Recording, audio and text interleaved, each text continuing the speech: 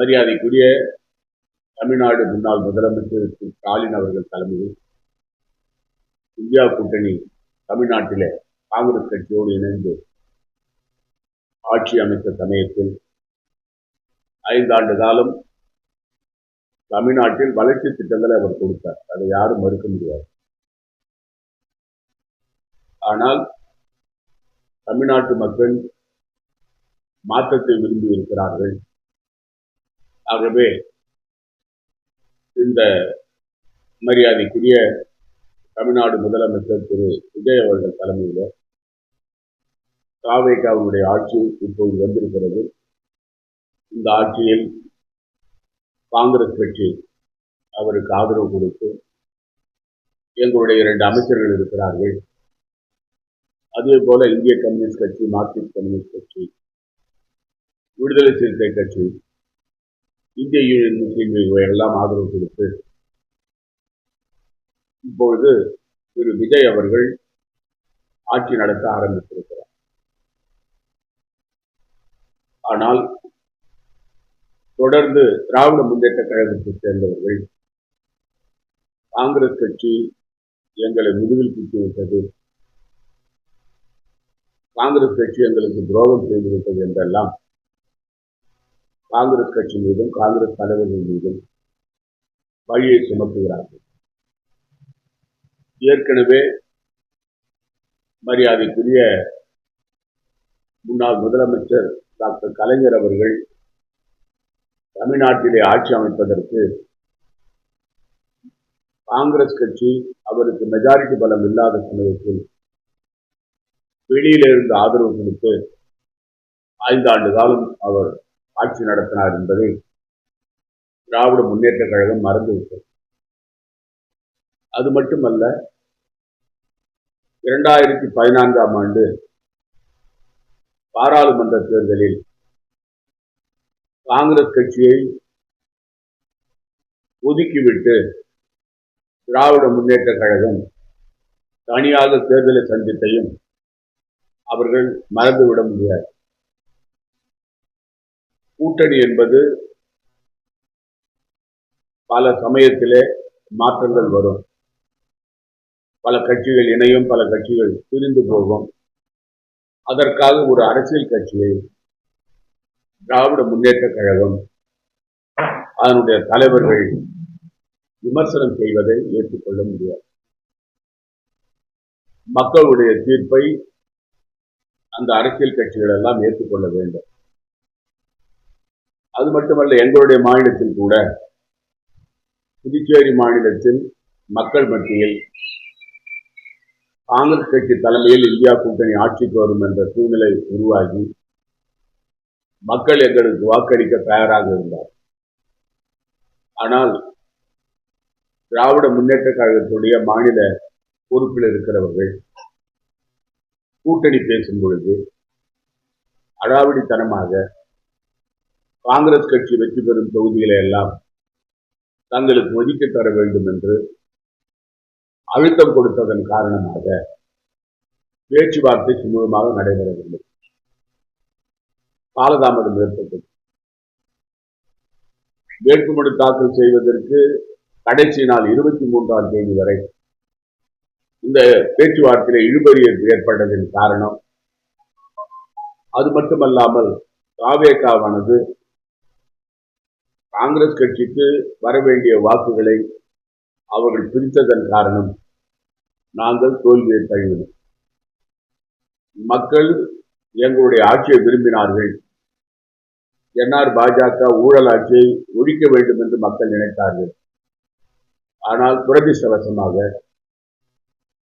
திராவிட முன்னேற்ற கழகமும் காங்கிரஸ் கட்சியில் ஏற்பட்ட குழப்பத்தின் காரணமாக நாங்கள் புதுச்சேரி மாநிலத்திலே ஆட்சி விட்டோம்.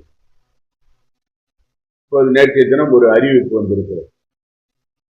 திராவிட முன்னேற்ற கழகத்துடைய தலைமை கழகத்திலிருந்து இந்தியா கூட்டணி கூட்டம் டெல்லியில காங்கிரஸ் கட்சியுடைய தலைவர் மரியாதைக்குரிய மல்லிகார்ஜுன் கார்கே அவர்கள் தலைமையில ஜூன் மாதம் 8ஆம் தேதி நடைபெற இருக்கிறது.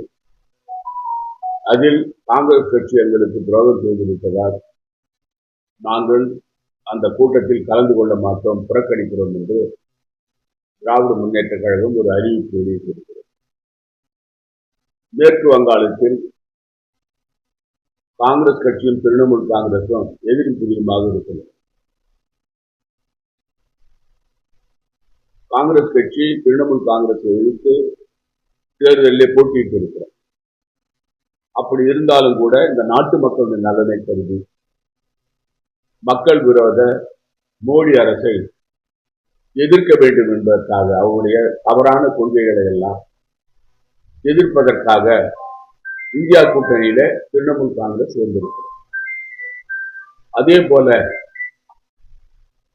கேரள மாநிலத்தில் இப்பொழுது நடைபெற்ற சட்டமன்ற தேர்தலிலே மார்க்சிஸ்ட் கம்யூனிஸ்ட் கட்சியை தோற்கடித்திருக்கிறார்.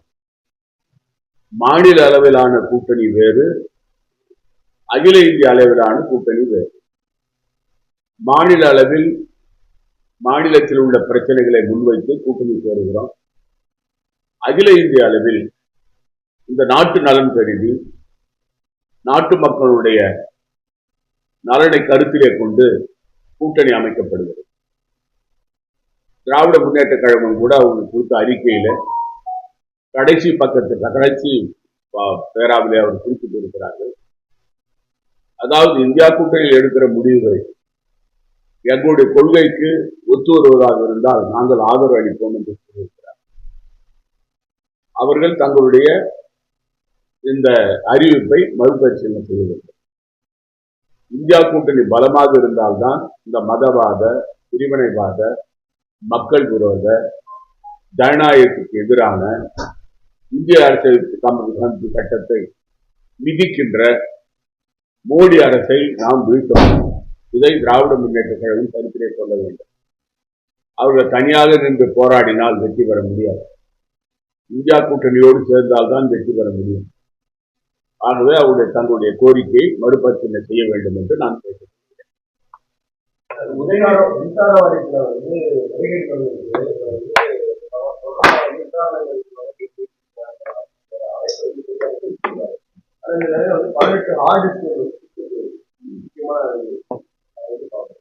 அதாவது உங்களுக்கு நிர்வாகத்தில் யார் தவறு செய்திருந்தால் நடவடிக்கை எடுக்கும். எந்த கட்சி என்ற வித்தியாசம் இல்லை. அதாவது திரு விஜய் அவர்கள் தன்னுடைய முதல் முறையில அவர் முதலமைச்சராக பதவியேற்கும் முதல் முறையில மிக தெள்ள தெளிவாக கூறியிருக்கிறார், நான் ஊழல் செய்ய மாட்டேன், எனக்கு ஊழல் செய்ய வேண்டிய அவசியம் இல்லை, என்னோடு இருப்பவர்களை ஊழல் செய்ய விட மாட்டேன். அப்படி ஊழல் செய்வராக இருக்கிறவர்கள் மீது அப்படி இருந்தால் கண்டிப்பாக நடவடிக்கை எடுப்பேன். அது அமைச்சர்களாக இருந்தாலும் சரி, சட்டமன்ற உறுப்பினர்களாக இருந்தாலும் சரி, அதே போல அதிகாரிகளாக இருந்தாலும் சரி, நடவடிக்கை எடுப்பேன் என்று கூறியிருக்கிறார். அது வரவேற்கத்தக்கது. அது மட்டுமல்ல, அவரை பொறுத்தவரையில நான் மட்டும்தான் பவர் சென்டர், எனக்கு கீழே எந்த பவர் சென்டரும் எங்க கட்சியில கிடையாதுன்னு சொல்லியிருக்காரு. தெளிவா பேசியிருக்காரு. இதிலிருந்து அவருடைய எண்ணம் தமிழ்நாட்டில் ஊழலற்ற ஆட்சியை கொடுக்க வேண்டும் என்பதுதான். அதை நாம் பொறுத்திருந்து பார்க்க வேண்டும். எந்த காலத்திலையும் வைக்க மாட்டோம். இதையத்தான் கடந்த காலத்துல மறைந்த தலைவர் மரியாதைக்குரிய டாக்டர் கலைஞர் தலைவர் சமயத்தில் சொன்னாங்க.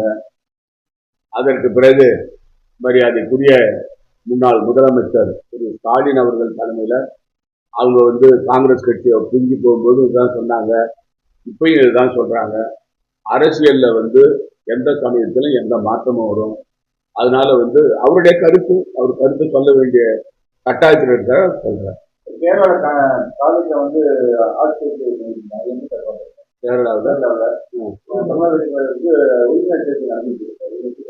அதாவது ஒரு அரசியல் கட்சி ஒரு மாநிலத்தில் உறுப்பினர், ஒரு மாநிலத்தில் இன்னொரு மாநிலத்தில் உறுப்பினர் சேர்க்கிறது நல்லது தானே. அதனால என்ன கருத்து மாற்றம்? இப்போ கம்யூனிஸ்ட் கட்சி இந்தியா முழுவதும் பண்றாங்க.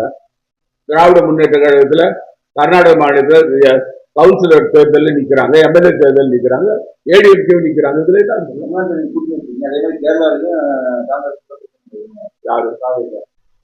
அதாவது தமிழ்நாட்டில் கூட்டணி அமைக்கிறது. அதாவது எங்க மந்திரி சபையில் நாங்கள் சேர்ந்திருக்கிறோம்.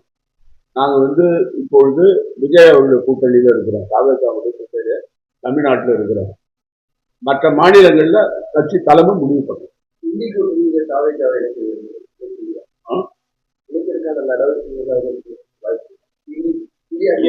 இது வந்து அகில இந்திய தலைமை தான் முடிவு பண்ண, நான் சொல்ல முடியாது. இது வந்து அகில இந்திய இப்போ இந்த 17 கட்சிகள் உட்கார்ந்து பேச போறாங்க இல்லைங்களா, அவங்க பேச முடியும்.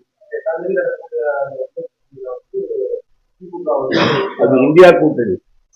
பிஜேபி சொல்றது இந்திய கூட்டணி, நாங்க சொல்றது இந்தியா கூட்டணி.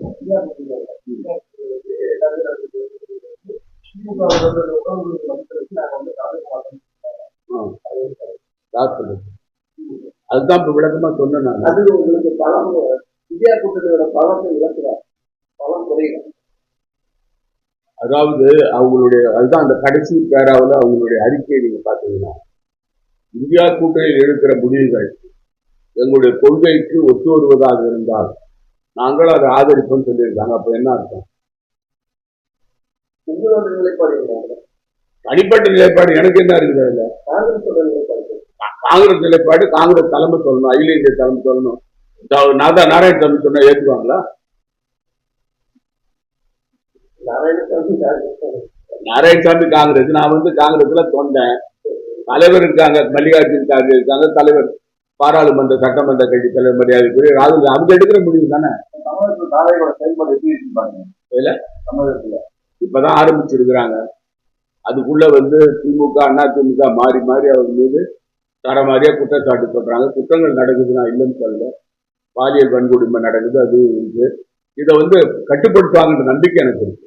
56 வருஷத்துக்கு அப்புறம் தமிழகத்துல அமைச்சரவையில சுற்றுலாத்துறை கொடுத்துருக்காங்க. அது மேம்பாடு எப்படி இருக்கு? இப்போ கொடைக்கானல்ல இருந்து ரோப்கா திட்டம், மத்திய துறையில திட்டங்கள், இதோட நிலைப்பாடு எப்படி இருக்கு?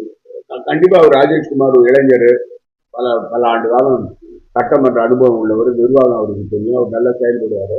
அதே போல மாண்புமிகு அமைச்சர் விஸ்வநாதன், அவர் வந்து என் கூட பாராளுமன்றத்தில் வந்து பணிபுரிஞ்சாரு, பாராளுமன்ற உறுப்பினராக இருந்தார். அவருக்கும் வந்து அவர் கட்சியில காங்கிரஸ் கட்சியில பல ஆண்டு காலம் பணியாற்றியவர், பயணித்தவர். அவருக்கு வந்து உயர்கல்வித்துறை கொடுத்துருக்குறாங்க. இப்ப வந்திருக்கிறாங்க. இனிமேல் தான் அவங்களுடைய செயல்பாட்டை பார்த்து முடிவு பண்ணும். ஆனா சிறப்பாக செயல்படுவார்கள் என்ற நம்பிக்கை எனக்கு இருக்கு. பாஜக முன்னாள் மாநிலத்தில் அண்ணாமலை வந்து பாஜக புதுக்கட்சி ஆரம்பிச்சுன்னு சொல்றாங்க. எப்படி சார் பார்க்குறது? அது அவருடைய தனிப்பட்ட முடிவு.